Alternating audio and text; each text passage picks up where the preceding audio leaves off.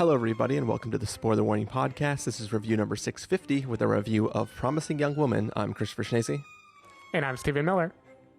And if you're joining us for the first time, the Spoiler Warning Podcast is a weekly film review program.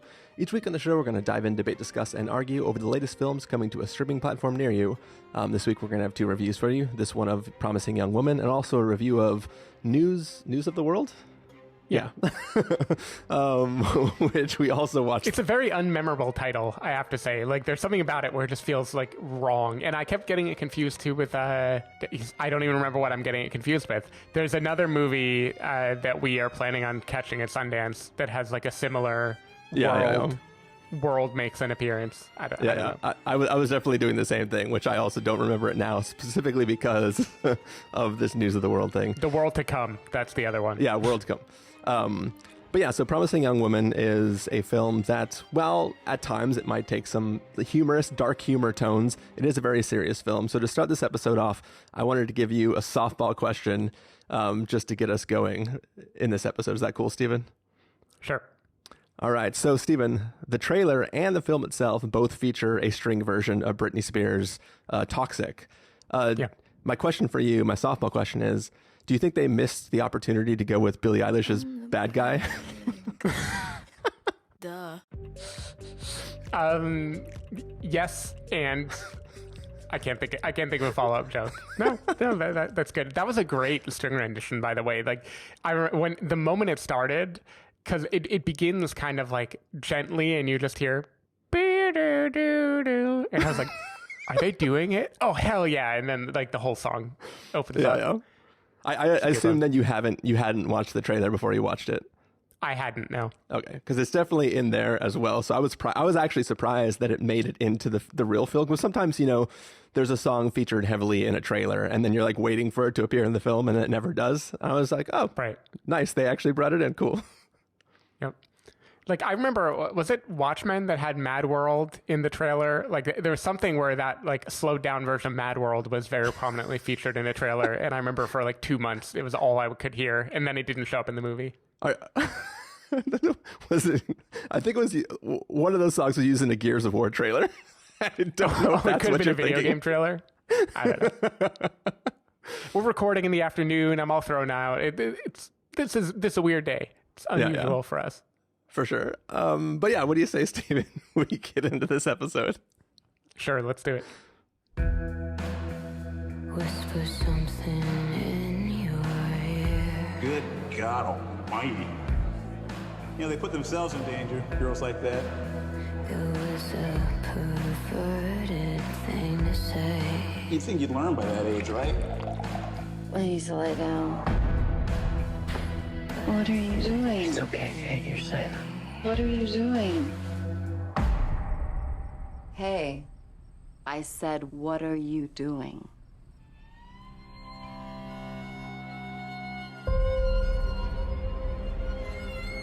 Every week, I go to a club. I act like I'm too drunk to stand. And every week, a nice guy comes over to see if I'm okay. You okay? You are so pretty. I am a nice guy. Are you? 1, 2, 3, 4. I thought we had a connection. Okay.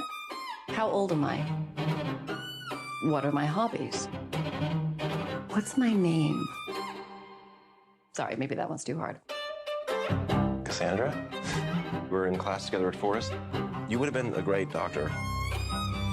What happened? I left under unusual circumstances. You remember what happened, right?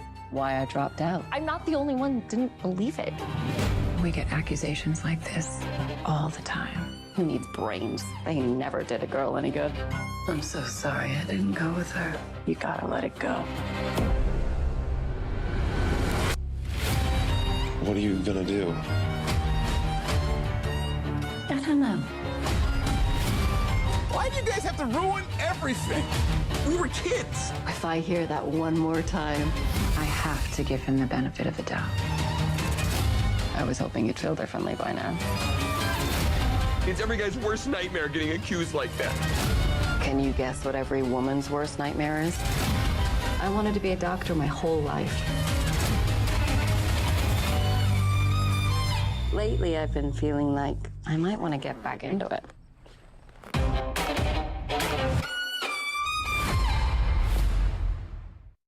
All right, so that was the trailer for Promising Young Woman. It is about a 30-year-old woman who lives at home, and on the weekends, she goes out and pretends to be incredibly drunk so that, predatory men will try to pick her up and take her home, and then confronts them. And it's sort of about this thing that she's doing and how her MO might change as new information comes to light for her. And Stephen Miller, what did you think of Promising Young Woman? So at the outset, you mentioned that while this is a darkly funny film at times, it is also very serious. And I think that that tension between when it wants to be very darkly humorous and when it wants to be very serious is very, very compelling in this movie. It rides this line where it never lets you get too comfortable with either thing. Like when it opens, it plays as if it were going to be a kind of Heathers or something movie. Like this is going to go big. It's going to be very violent. It's going to be the kind of, even the title card and everything, it feels very old school. And you think this might become a slasher film or a vigilante superhero movie. And when it opens too, there are mostly comic actors are playing all the roles. Like there's a shot in a bar where it's everyone is famous and multiple people. It just seems like random comedians around LA that they had joined this movie. And I thought okay, I'm about to watch a very pulpy kind of good time revenge flick. Cool. I'm ready for this.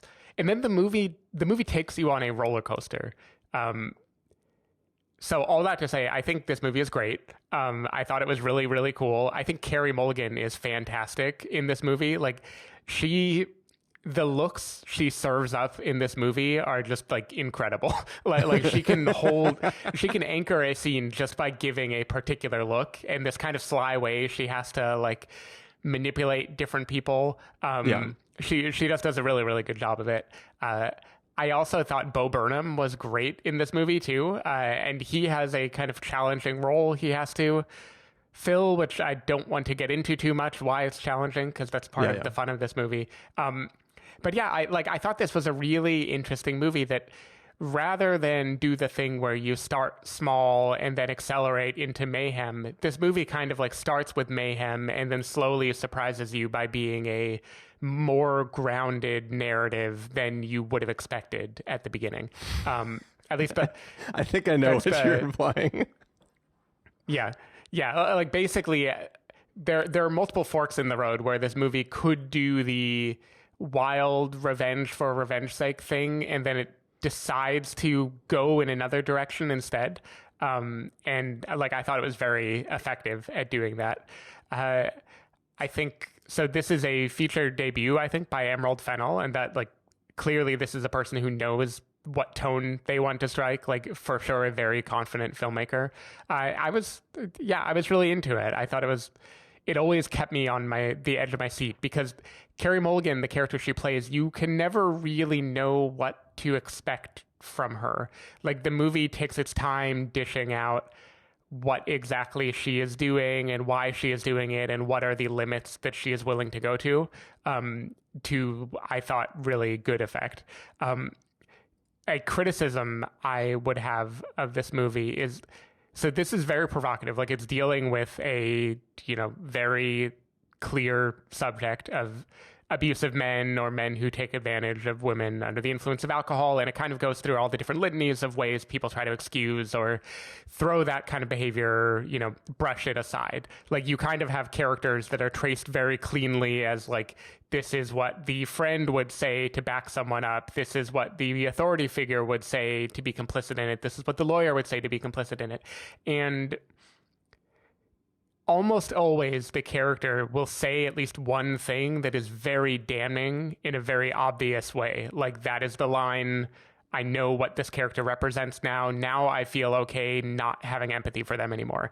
And I think the movie, with a number of characters, could have been less damning and still had the retribution happen, and I think it would have been more provocative if we were willing to do that. Maybe we'll have like a slight spoiler section. I can talk more about what I mean. But I think like for a movie that is like happily willing to burn down, you know, the male establishment in this movie and the people who prop them up, I kind of felt like it still played it safer than it needed to in terms of painting out who are the real villains and who are not.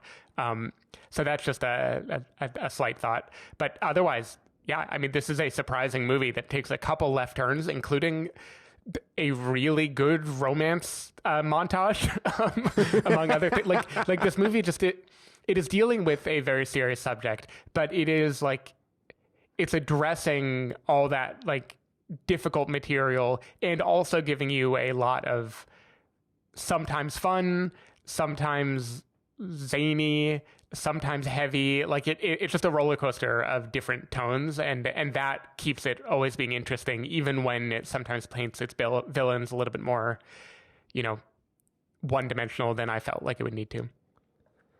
Yeah, I think I am way less hot on this film than you. I think that this is the type of film where it's hard for me to watch a film that I think plays in a certain charged topic, but then doesn't actually comment on that topic.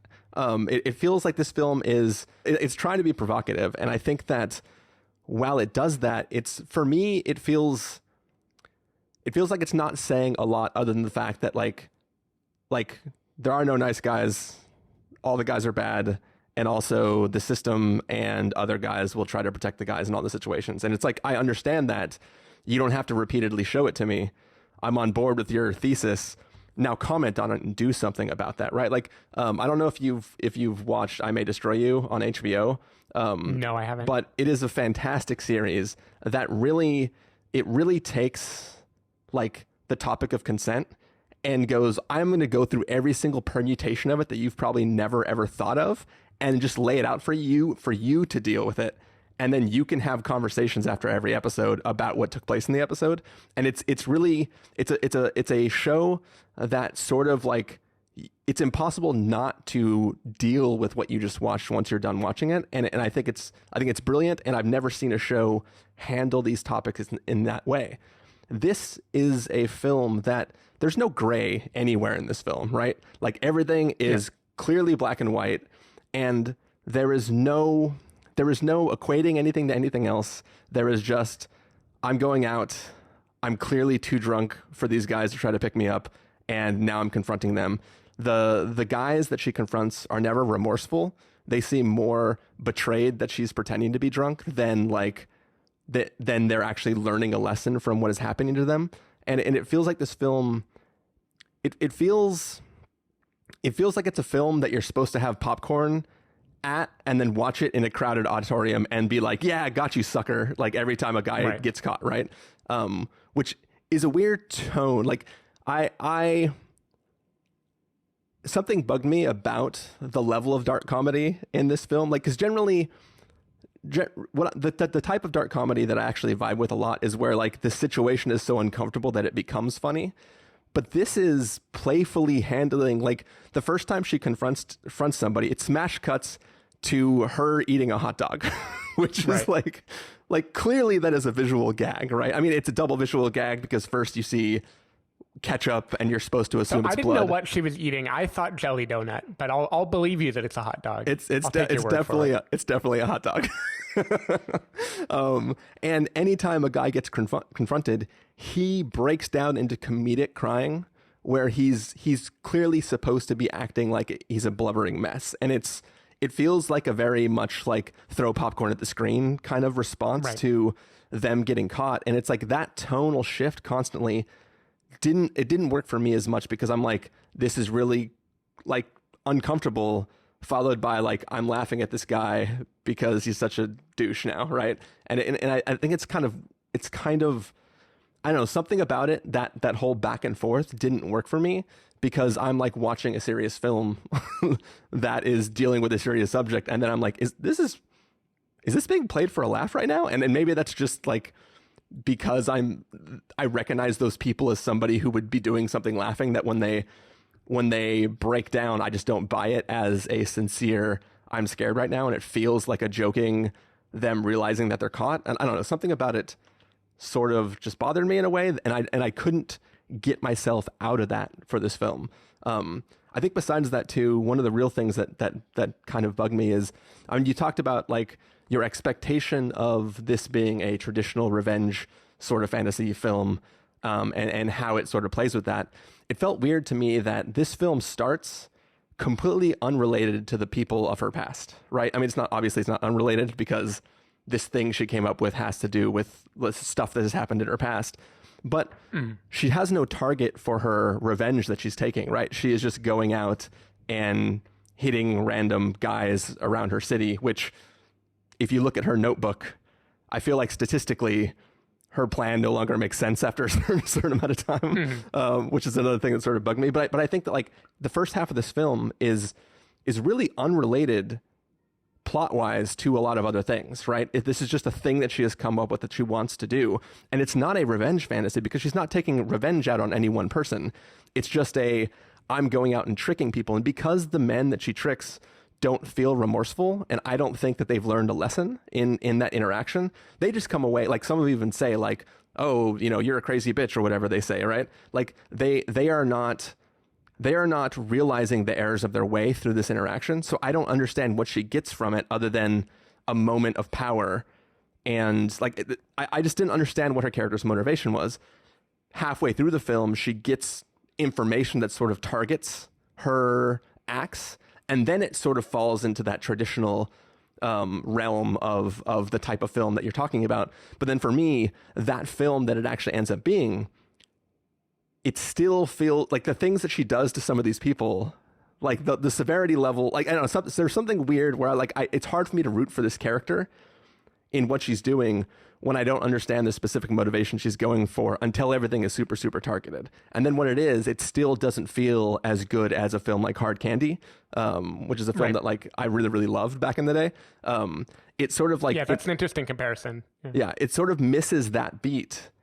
And I don't know if it's just the tone that sort of weirds me out, but there's stuff I can talk about specifically if we do have a spoiler segment, if we want to do that. But yeah, just something about the film sort of didn't work for me.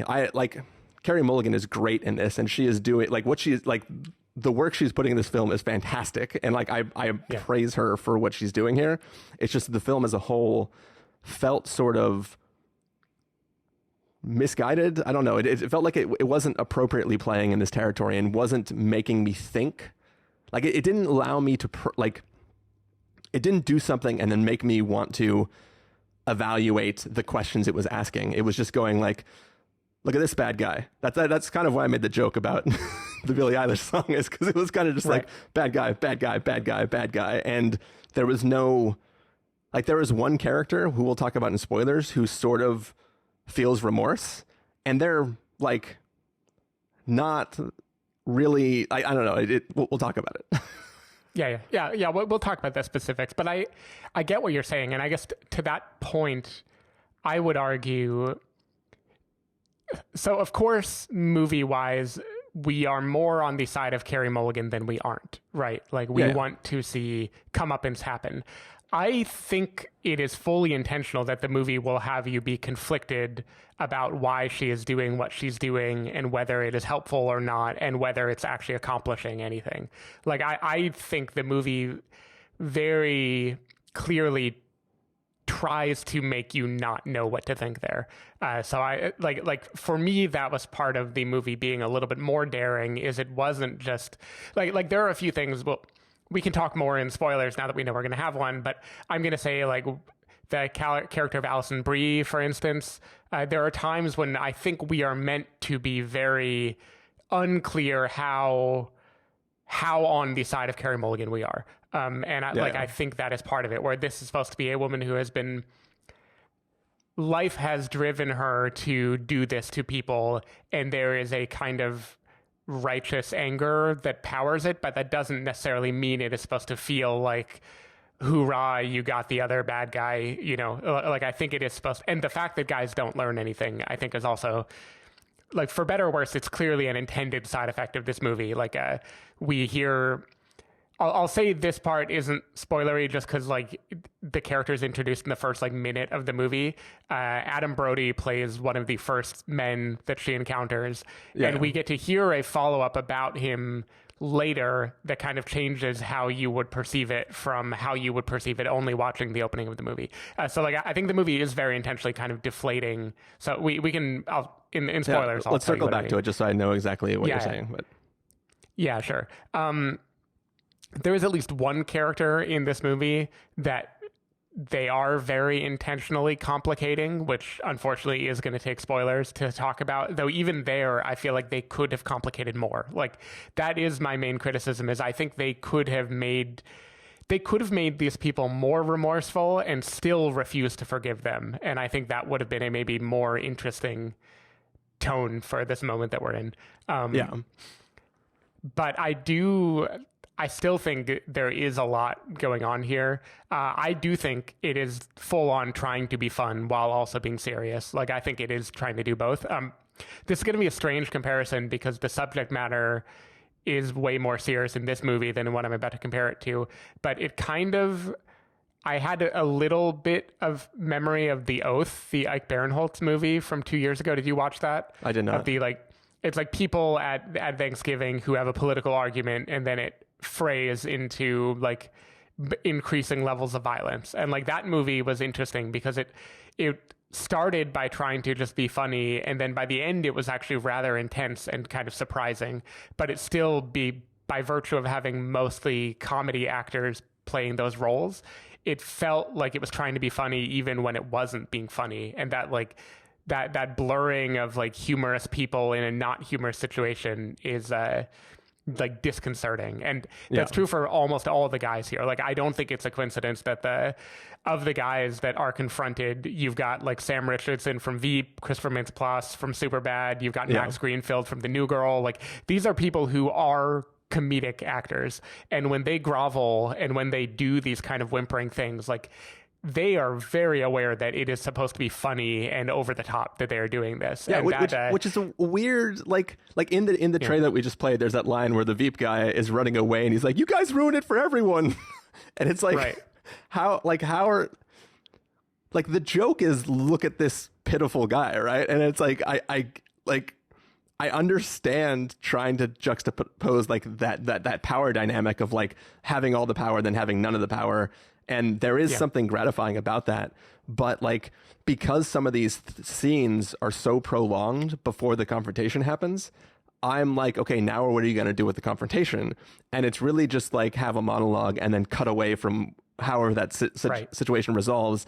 And it's kind of like that. Like, I want to know what the filmmaker thinks about that confrontation and what they would want, what Carey Mulligan actually wants that man to know in that situation, not just how he's going to feel. Because to me, they seem to be getting the wrong message about what they're doing. Not that what they did was wrong, but that she tricked them. And that seems like the wrong message. So I think the movie kind of wants you to nothing them. It wants you to do what she does, where I don't think she sets out every night of like, I am going to make these better people. She's going to say, I'm going to fucking ruin their night because fuck them. Like, and that's as far as it goes. That's what I think that is where she's at, is she is at like, let's go hunting tonight. You know, I want to get this out of my system again. And I kind of think that is the level that she views it, and not I'm going to teach each of these individuals a grand lesson so they are better people in the end or to protect other people. Which is why I think she's a complicated character, because she's doing this not as some like secret alter ego where she is empowered, but as like a part of a life that is stuck in a rut. Like, she's doing this and stuck in a rut for much of this movie, and they are paralleled together because there are moments in this movie where she's feeling better and she is not doing this as much then. And so, like, I don't know, the movie is doing an interesting thing, and then we can talk about the ending and what it tries to do there. But I think it wants to be a uneasy alliance between funny and cartoonish and also very serious and very believable. And I think that roller coaster works on me, even though I do think it could. there are times when I think it has more bite, and I would like to have seen more of that. Like, for instance, I think it is not a coincidence that she and Bo Burnham dance to a Paris Hilton song. I think that is intentional, right? Of like, this is like real things where guys really do get away with this shit, you know? And like, I think the movie has a lot more that it lets kind of like simmer without going all out. And I'm happy for the restraint, but I would have also been happy with like a balls to the wall Kill Bill type of movie. I think for me, what it comes down to is I'd rather have people watch a back-to-back triple feature of the full season of I May Destroy You, The Assistant, and Hard Candy. And I think that combination of things does everything this film wants to do 1,000 times better, like in each of the genres that it's playing in. And I think that this film, while like the performances are great and the scenes that are supposed to make you cringe accurately make you cringe, and the scenes that for some reason want to make you laugh accurately make you laugh. It's like this film is accomplishing everything it's setting out to do. It's just, for me, that what it is doing doesn't make me like clap for it at the end. I'm kind of just like, all right, let's see what you try to do. Cool. Yep. So that's how I feel. Cool. Yeah. Let's get into spoilers.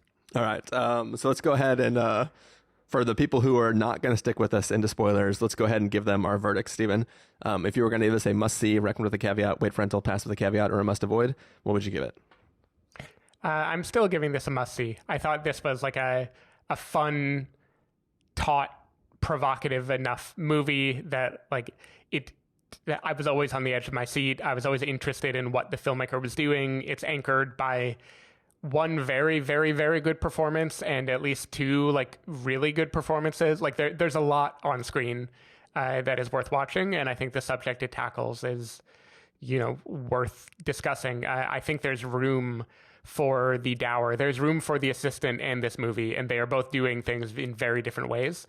And I'm happy to have like a landscape of movies that are like that. So even though this wouldn't have been my number one film of the year, like I know some people are really, really championing this movie. I don't feel quite that strongly about it, but I felt like I did with Thoroughbreds, where I was just like, okay, this is the kind of movie that is not giving a fuck, and I enjoy the fact that it's letting loose. Nice.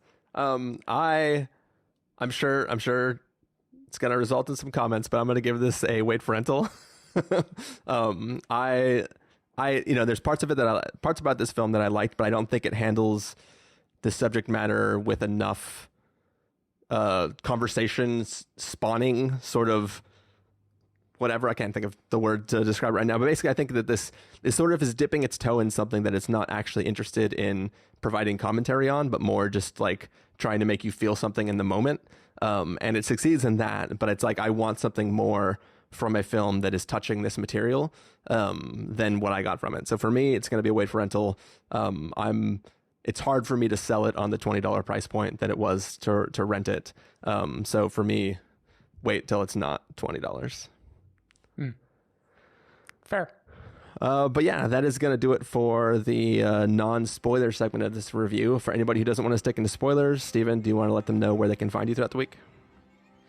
People can find me at twitter.com/sdavidmiller or sdavidmiller.com. People can find me at ChristopherInRealLife.com or Twitter.com/ChristopherIRL. You can find the podcast over at thespoilerwarning.com, where you can get a bunch of the back episodes of the show. If you want to subscribe to the show, you can do so on Overcast, Stitcher, Apple Podcasts, or wherever podcasts are found. If you want to know the episodes go live, you can follow us at Twitter.com/spoilerwarning, Facebook.com/thespoilerwarning, or Instagram.com/thespoilerwarning. If you want to get a hold of us directly, you can send an email to fans@thespoilerwarning.com, or you can use the contact form on our site. Music for this episode will come from the soundtrack to Promising Young Woman, so hopefully you are enjoying that. And that music's playing right now. It's going to fade up. We're going to take a little break here, and then when that music fades down, we're going to be in full-blown spoilers, so please stick with us if you want to know our thoughts on some of the things that we were sort of alluding to in the earlier part of the episode.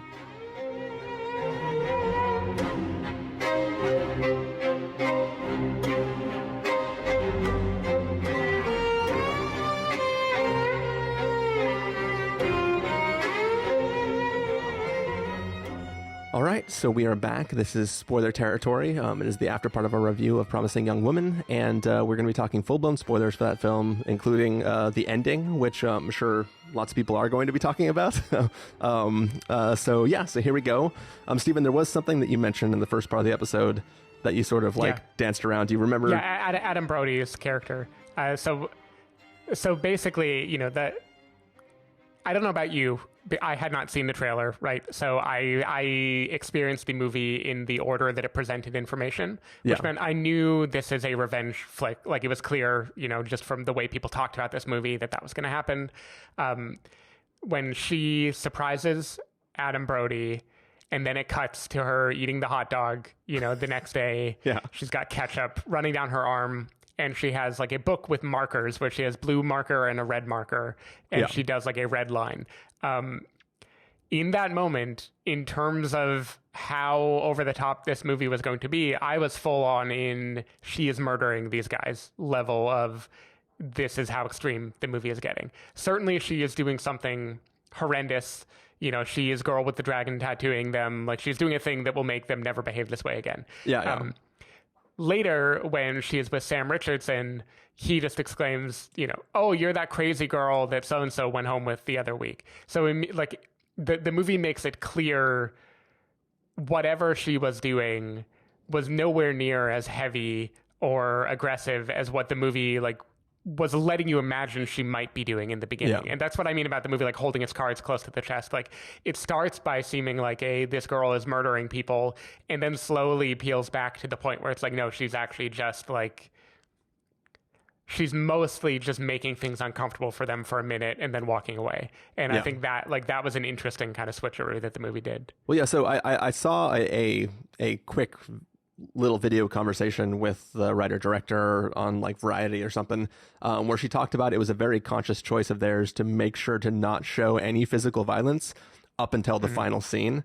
And it was like I don't remember the exact rationale, but it was just like, it was a conscious thing of like, we're not going to show anything. We're going to let it all exist in this thing. And then we're going to show you the most extreme violence we can, and have it be like a prolonged shot where you're with it for the whole time. Like, apparently they asked somebody who, like, how long it takes to suffocate a person, and they're like, oh, like 2.5 minutes. So they made sure to make the scene to like exactly that long, specifically so that you feel that entire process there. But I'm skipping ahead. We'll talk about that scene maybe in a little bit. But yeah, I think I alluded to that same, the other stuff that you just brought up. That whole like, oh, you're the crazy chick that, you know, Jerry took home or whatever. Like, that aspect of the film, I don't know. It still comes back to me wanting to, like, she has to have a motive for why she's confronting these men, right? And it's either so that they know that what they're doing is wrong, which she doesn't seem to be succeeding at, or she is trying to be like a superhero who goes to bars, and if there are drunk women, she acts more drunk so that the guys take her home instead of the other people, right?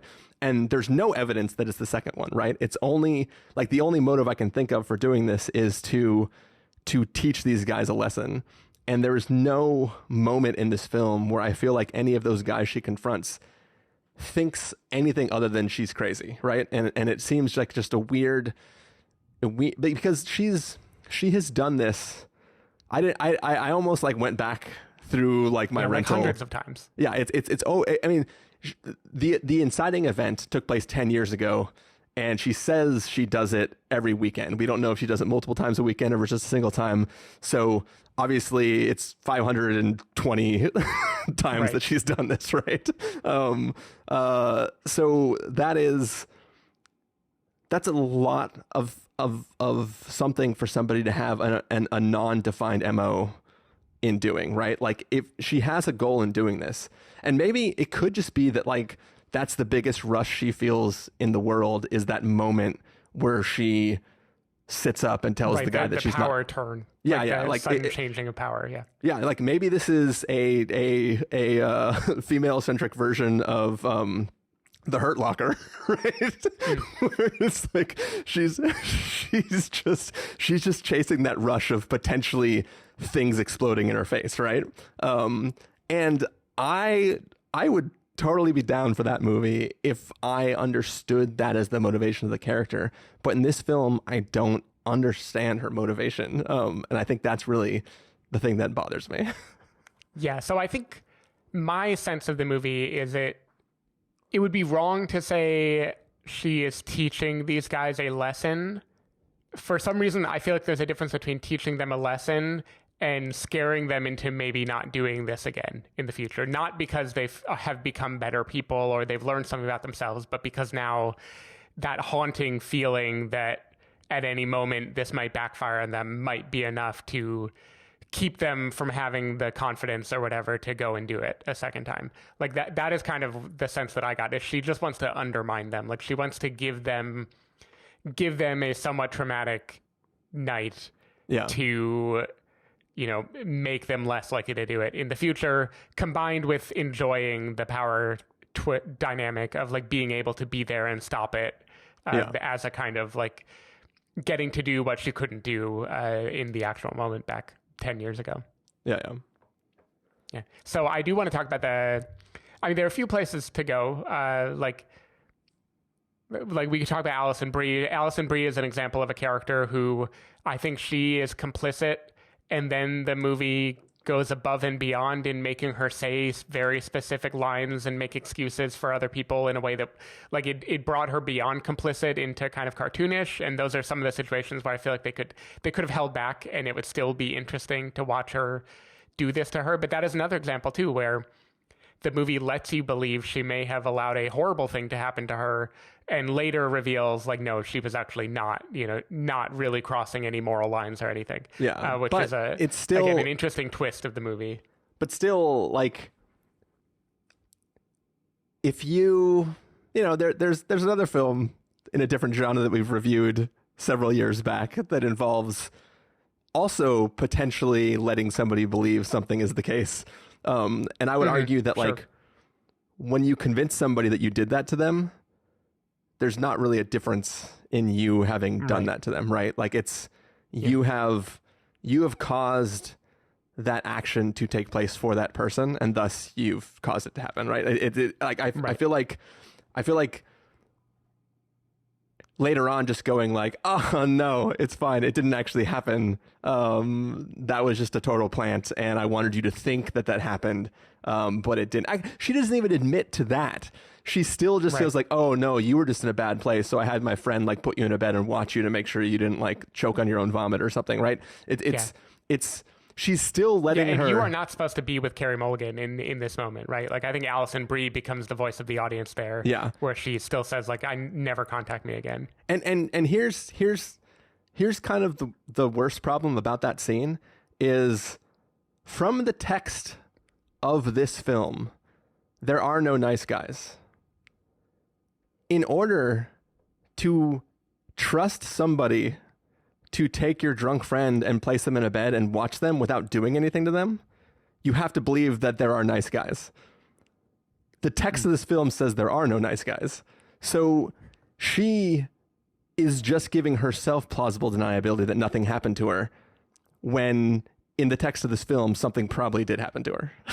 See, I don't know that in the text of the film there are no nice guys. I think, I mean, we can talk about the Bo Burnham character, who is the best argument for what you're saying. But other than that, this is a self-selecting group. You know, like the men that we see her confronting are all the set of people who would pick her up when she is acting drunk at a bar. Like, the movie does not want to show you any guys being nice, which is fine. But that doesn't make me think there can't exist a trustworthy man in the language of the movie. It definitely seemed to me as though, like, even ones that start off seeming nice, they're not allowed to. I guess the father character is the only person who is like genuinely a good man. And we wouldn't know that if it weren't for like the post-dinner scene where he's talking about like, it's nice to see her actually like happy and being social and stuff like that, where it's like he cares about her like a lot. So I don't know. Yeah. So let's talk about Bo Burnham, because I think Bo Burnham is a very interesting case in this movie, where I had to assume he was going to turn at some point. I didn't know how yet. I didn't know exactly what was going to happen, but it seemed like things were too good to be true. Yeah. So he's very charming in this movie, doing his full on Bo Burnham shtick. His spit take. Yeah, I really enjoyed the spit take. But in general, he has this courtship with her that is really, really nice. He seems like a sweet, charming guy. The movie makes a point of showing that he definitely respects her boundaries and he will not do anything without her consent. And, he is very much a nice, forgiving guy in the movie. Yeah. And then after devoting a lot of time to making us, fall in love with their relationship together, like him being great with her parents and them having their, song and dance in the pharmacy, we find out that he is in that video. And, he's maybe not an active participant in things, but he is clearly willing to be just saying, oh, this is so crazy, ha ha ha, and like not doing anything else about it. Yeah. I think and this is where I feel like the movie could have been more provocative if it wanted to be.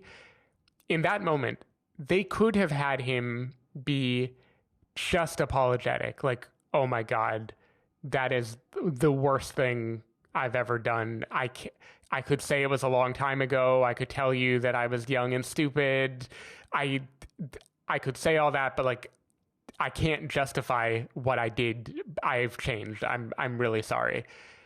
And it would be so much more interesting to me to have her grapple with that and still say fuck you in the end. I feel like that would be a way more interesting turn than what the movie does with him, which is make him get very defensive and then start yelling at her.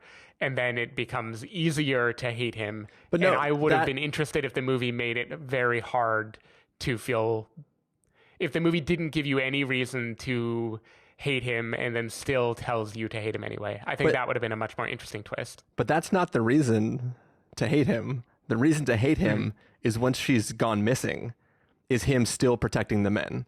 That is the moment you're supposed to. So he goes actually even hate further. him. Yeah. So it's like, no matter what happens in that first scene, like, no matter what happens, whether he has an excuse or not, he is grappling with the loss of this relationship because of something he did in the past, right? So they are both dealing with that. And this film is not concerned at all with, can a person change over 10 years or 50 years or whatever. That's not a conversation this film even wants to have. So they're just dealing with the catastrophic end of this relationship and how nothing can happen there.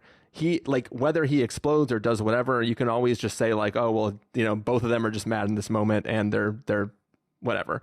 But it's really later on when he still protects them that it's like, there's literally no way to redeem this character now. Like, you can't even. No, totally. Yeah. Yeah. So it's. Yeah, I agree. They go to even further lengths to make him unredeemable later. If I were. Like if I wanted this movie to make me as uncomfortable as possible, I would make him say all the things that you would expect a male viewer who had been in that situation 10 years ago to say. You would want a conversation where the audience could potentially walk away being like, I mean, he makes a good point. Like, he has been really nice, blah, blah, blah. Yeah. And then still make you hate him anyway, or make her still destroy him. And I get, like Joanna and I were talking about this last night, like, sometimes movies don't need to complicate things even more and challenge you even more. Like, maybe the purpose of this is to just make the villains very, very clear so you can feel their comeuppance more. I just thought that was an interesting opportunity because they teed him up as such a nice guy to muddy the waters a little bit. Yeah. And I kind of feel like that was a missed opportunity to let the nice guy be a nice guy and still make you say fuck you in the end. I think that would have been maybe more interesting. Yeah, I think for me, in all these type of stories, I always want the gray. I want you to challenge me and make me feel sympathetic for the person instead of saying fuck you, right? Like, it shouldn't be a clear fuck you. Like, if it is, that's too easy and too it's just too neatly wrapped up in a bow. Like, you want to watch a thing and be like, I mean, I know that I'm supposed to think this thing, but I kind of think this thing, right? You know, like you want to be challenged that way where you don't want to speak it out loud, right? Like, because then it's a thing that actually makes you grapple with the situation instead of being like, oh man, rip Bo Burnham. Like, you know what I mean? Right. Like, because for us watching the film, the change is that we just watched like the greatest romantic comedy of all time for 20 minutes. And then now it's all ruined. And like, we're more concerned over the fact that it's over than we are about what was happening in that video. And also going back to like to the tone of the film and the way things work and like me seeing the strings behind everything and kind of taking me out of the thing. Like I would almost like, obviously I don't want the filmmaker to recreate that scene and make us watch it. Right. But if she's watching it and then she pauses it and then like turns it around and you see him in the crowd, I think that's better than this weird staged, he's standing right next to the microphone so you can definitely tell it's his dialogue that's coming. Like there was some artifice to that reveal for me where she's watching it and it's a bunch of chatter where you almost can't hear individual people talking, and then all of a sudden Bo Burnham is just like, oh man, this is so wild. Right. Well, I was thinking at first that he was supposed to be filming it, but then the movie makes it clear that it wasn't. Yeah, it's the other friend. That was not the case. Yeah. But yeah, should we go on to the climax of the film? Sure, yeah. So first of all, do you think she went to that party intending specifically to be killed, or do you think she went intending to hurt this guy and knowing that being killed was a possibility, and so she like just prepared for both? So one of the things that came up in that video that I watched today with the filmmaker was that the original draft of the film ended at the fire pit with them burning the body. So none of that ending existed in the first draft of the film. So whether or not that can answer the question, I feel like it does seem like she had her goal and she didn't really care what happened to her. Like it was like clear this is a person who is sort of like maybe the only time, like maybe I'm answering my question from earlier in the episode, maybe literally the only time she feels alive is in this moment where there is like actual danger for her. And she was like, hey, I'm going to go here. I'm going to drug all these guys. I'm going to carve Nina's name all over this guy's body. So he will like literally not be able to like you can't hide that from your wife that you're about to get married to. It's going to be a thing that he will have to deal with, both the trauma of the situation, having it happen to him, and also the like leftover literal scars that are going to be there that are going to have to remind him all the time. And she was like, if anything happens to me, I really just don't care, because this is my like, you know, this is my masterpiece. Yeah. That's Inglourious Bastards callback. Yeah, because there is definitely there's a poetic nature to how it does go down that seems premeditated. Of course, like the scheduled texts and everything only make it more seem that way. You know, like she's a Saw villain or something who planned this out all ahead of time. Yes. But like the notion of her real way of getting revenge is to make him be recognized for the murderer that she already believes him to be, you know? Yeah. And like there's something very interesting about that, where it's simultaneously a revenge flick, but it's also she is literally destroying herself in the process of doing this. And that, I don't know, that was interesting. I almost wanted there to be something to tip its hand of like, she intentionally only really secured one of the handcuffs, or like she did something to allow for this to happen. So for me, which is, I'm just gonna jump on all kinds of landmines, but I feel like we know this dude is capable of bad things, right? But if a person shows up to your party, drugs 20 guys, ties you to a bed, and then comes at you with a scalpel, like that's a very, very clear and obvious self-defense argument for like that this particular like interaction. Right. So that is one sad thing is like, if he got off the, assault charges from before, he would probably get off this too. Like there probably would be enough. But that's what I'm saying is unless like if somebody came into my apartment right now and they drugged everyone on this floor and then tried to assault me with a scalpel and I took them out, I'm not going to jail. Like, like now, if it turned out that I hit somebody with my car and that if some other thing came to light because of this interaction, then yeah, it totally makes sense that like I can maybe now be in trouble for the other thing. But it feels like she showed up to a place, took out a bunch of people, and then to all this guy knows he's about to die. Like he's not going to be like, oh, well, she's just going to carve a name into my chest. It's probably okay. I'll let her do it. Right. He is like, it's a weird situation to create when like, if there was a phone next to the bed and he just picked up the phone and called 911 and was like, yeah, like this chick showed up to my bachelor party and drugged every single person at the party except for me and then tried to kill me with a scalpel and I suffocated her to death with a pillow. I think like context out of this story, just those events taking place, I think it's pretty clear that he's going to get off as self-defense. Well, I think it's likely he would. I think it will still ruin his life. And I think that's maybe one of the interesting things, because he's still always going to be the person who everyone knows, smothered this woman who, like, also by virtue of her story, what he did 10 years ago is coming out too. So like it's complicated. But it isn't totally clear that he would be. There's no guarantee that other story would come out, right?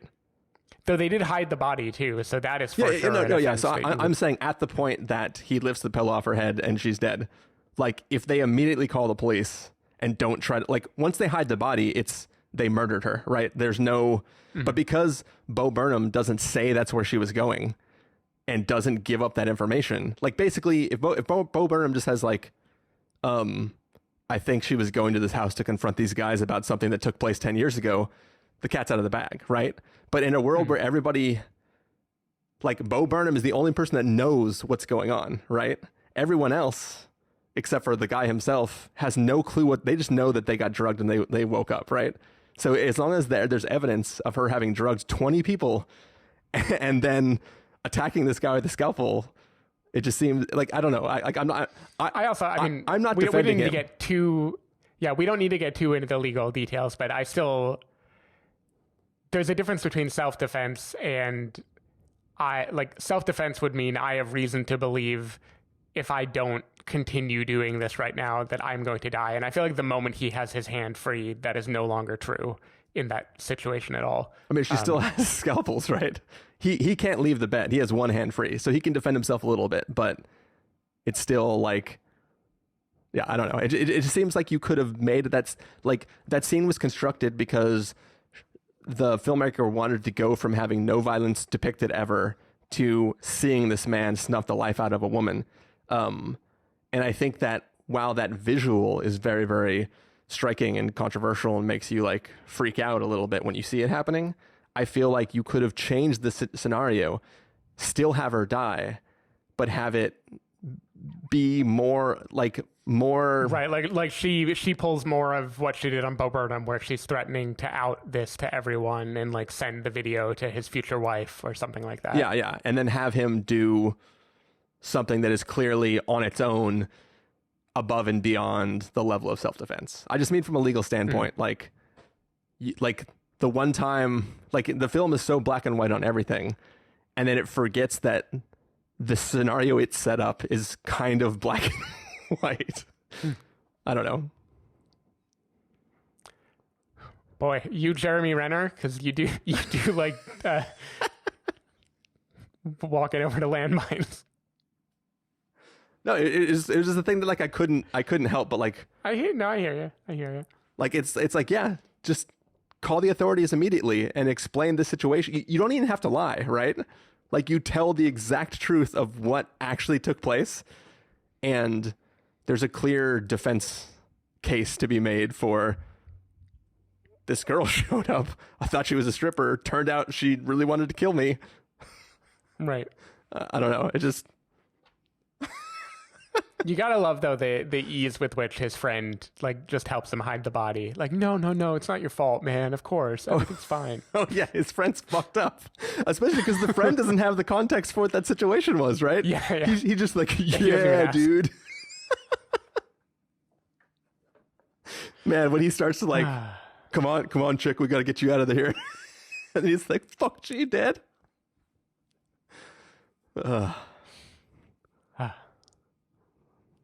Cool. I did like the tone though of the schedule of texts. Yeah, that was fun. Yeah. Oh, that's the thing. That's the one last thing I want to talk about is the lawyer guy.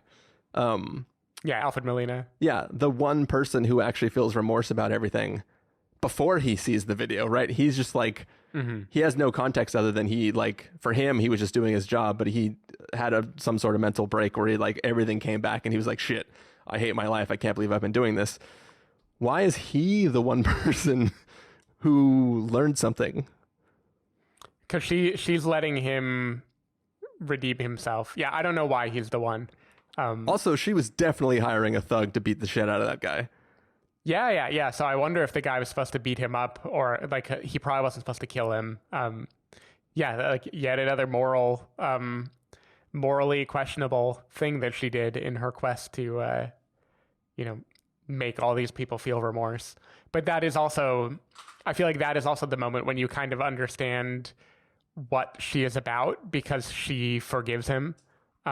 And up until that moment, it isn't totally clear that that would have been a thing that she did or if she was just out to get revenge. So I feel like that whole scene is very interesting. Like for one, the tone just grinds to a halt. Like it completely changes. Like he is behaving nothing like you would expect anyone in that moment to be behaving. And it's just a very interesting couple minutes. Yeah. Any last thoughts, Stephen?